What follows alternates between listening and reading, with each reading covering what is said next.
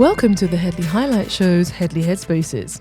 And this Headspace is called the 25th Shanghai Cooperation Summit sets historical boundaries which Western powers could only dream of. So before I jump into this headspace, I'd like to say thank you to all the people who've been listening to my show, my shorts, jumping on the YouTube, jumping on my website, communicating, talking, sharing, liking and donating. It's an absolute joy to serve, of course, but in addition to that, it's so nice to read all of the lovely comments, see the donations and generally get encouraging words from people and also stimulate debate. Not everyone's going to agree with everything I put forward, but I'm more than happy to hear alternative opinions, especially if they're ones where you're not attacking me personally. That always helps. But yeah, essentially I just wanted to say thank you to everyone for staying with the program and still liking my content. So please continue to do so. Continue to like, retweet, share, hit the bell notification and subscribe and select the option all so you'll see all of my uploads, which is fabulous for both of us.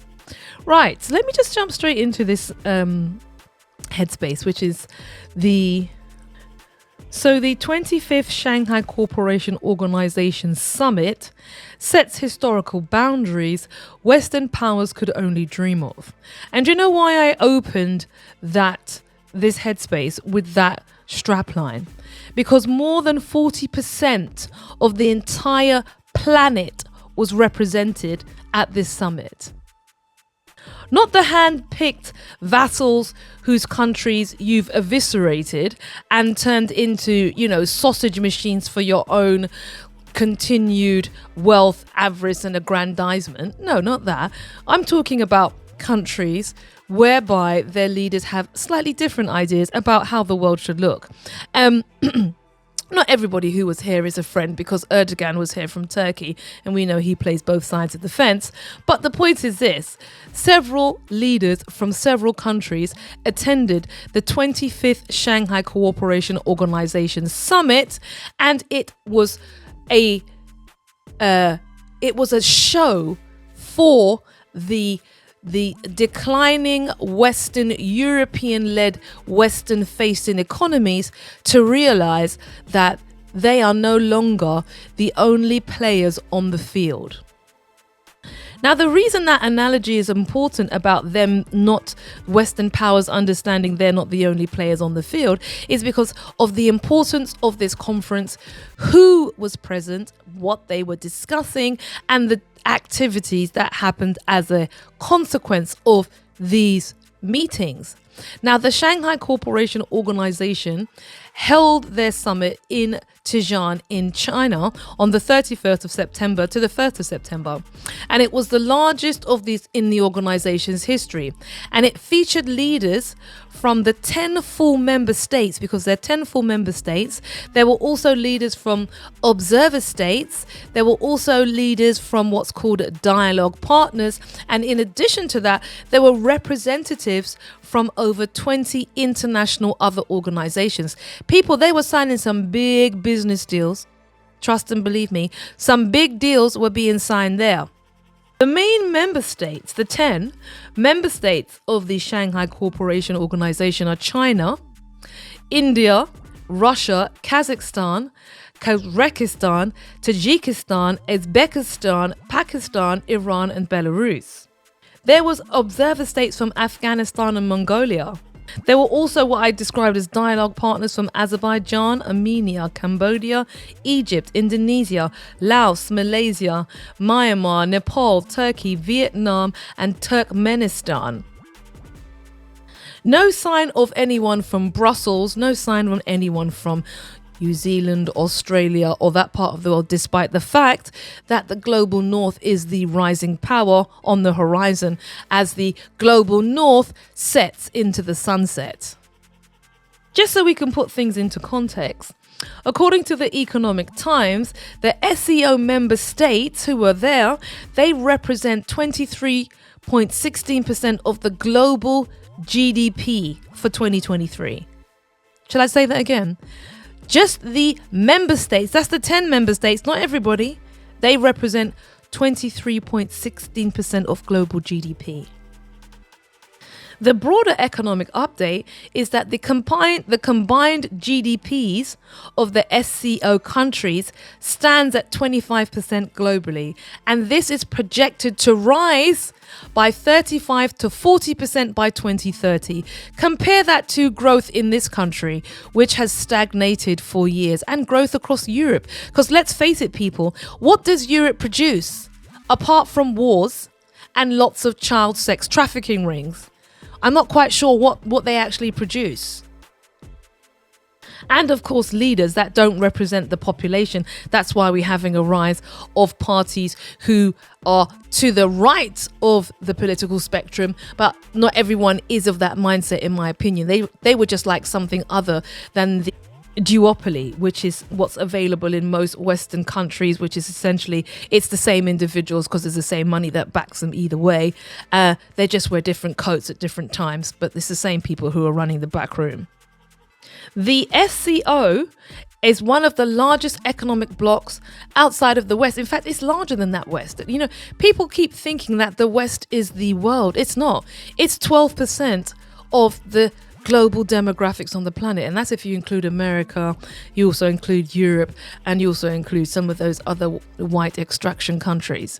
But the point is, the vast majority of the world isn't like that, and it's the 12% trying to dictate to the essentially 87% of the world. Practically all of them were, if not all of them, but a significant proportion were at this conference, how they need to do things. And this is the reason why the West is living in a parallel universe where they're the only occupants in terms of the reality that they're enjoying amongst themselves, while the rest of the world is going in a completely different direction. And the important thing about the SCO is that its economic influence is growing. Not just growing, it's growing in magnitudes. They have set up payment systems, they have investments, they are creating financial systems, and they're moving away from Western-led systems. So you know the Bretton Woods system where basically we still have colonialism, but not physical chains. We just have financial chains, and then we, vacillate your country, dig everything out, bring in our companies, our Western NGOs. Then we rule your internet, and we basically just destroy your country over like 20 years. That's how it works. A lot of these countries are saying thank you, but no thank you. We don't want that. We no longer are interested in your tech giants being in our country, so that's why you're barred. It's not that we don't have freedom of speech. We just don't want you there with your speech. So that's that. And a lot of these other countries they're becoming more self-reliant in so many areas. So this is the reason why the West is always characterizing the self-determination of other countries as anti-Western. It's not that they're anti-Western. They just want to do things differently without the influence of the colonial mindset. So other strategic impact of the Shanghai Cooperation Organization's last meeting is that they are considering now issuing bonds amongst themselves. Yes, they're no longer going to have to come to European markets and borrow at those extortionate generational crushing rates. No, they're going to borrow amongst themselves. They're going to pool their resources together and exclude the West, because they're simply saying, thank you, but we don't want you to play in our garden. We're not interested in getting any loans from the IMF. If I recall, I think it was one of the European MPs that said Europe is a garden and they need to keep everybody that's not looking European out. Well, these individuals over at this part of the world, whether they're doing the Shanghai Organization Corporation and all of the activities that's going on with that, they have a beautiful garden and no Westerners are allowed. Whoa, how the tables have turned. In addition to some of the major developments that have coming out of the Shanghai Cooperation, this, in my view, is a perfect linkage with BRICS. Because BRICS is the political economic union. BRICS is the political union. And then you've got the Shanghai Cooperation Organization being the financial organization, and also the convening organization that's bringing all these countries together. And within all of this, the rise of China is unmistakable.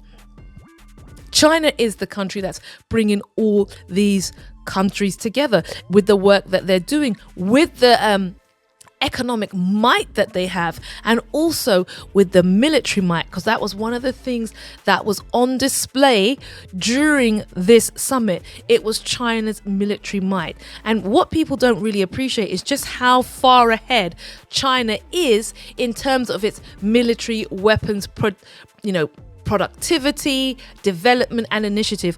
While they don't have power projection, meaning they don't have bases everywhere around the world like the English, they still got 100 bases all over the world. What's that for? And in America has 800 bases all over the world. What's that for? And then you're talking about other countries trying to be imperialist. Well, this is ridiculous. I mean, I've gone off on a tangent, but the long and short of it is, this analysis is always stupid to me.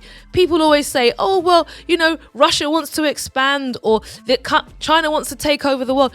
Sorry, the Western powers have been doing that for 100 years. They're still in people's countries. Why don't you ever talk about that? Anyway, I went off on a tangent. The point I was making was that China had its military power on display. They do not have power projection. I think they have a base in Djibouti, and they signed also an agreement with the Solomon Islands to give them access to their ports. But China doesn't have power projection like NATO and also like America and the UK. But what they do have is huge innovation, and it was all on display. There were tens of thousands of troops on display, marching in perfect unison. China showed the world its nuclear triad debut, which included air, sea, and land launching nuclear systems. The Jingle 1, the Jilang, the Dongfeng 69, and the Dongfeng 31.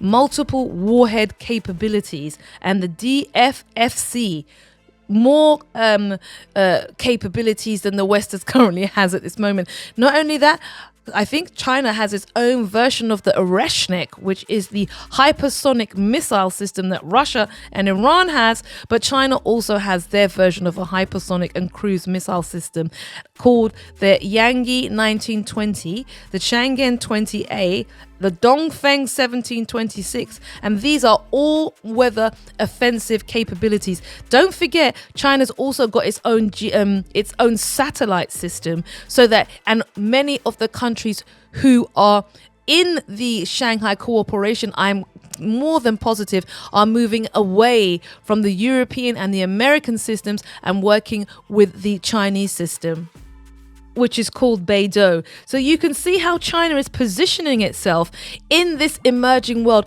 Not only are they facilitating things via BRICS, they are also building the systems upon which, when the break comes from the unipolar world, which is basically the continuation of American hegemony, their power in the world backed by the financial systems of Europe. Once China says, look, we've got our own system, people are just going to migrate, because now they have choice. And that's the difference. They didn't have choice before. And one of the things about the Chinese and this new system of lending is that people aren't going to rock up, Europeans aren't going to rock up, try to depose your governments, remove you with the coup, and then try and take over your country by stealth. The Chinese are just not interested in that sort of stuff. And neither are the Russians, or the Indians, or the Brazilians. They just want to get on and build their own countries up. That seems to be the overriding concern that they have, as opposed to world domination, Mr. Trump. This conference was a display of sovereignty and might to come. It was also a real strength to demonstrate that these countries are not anti-Western. They are pro-self.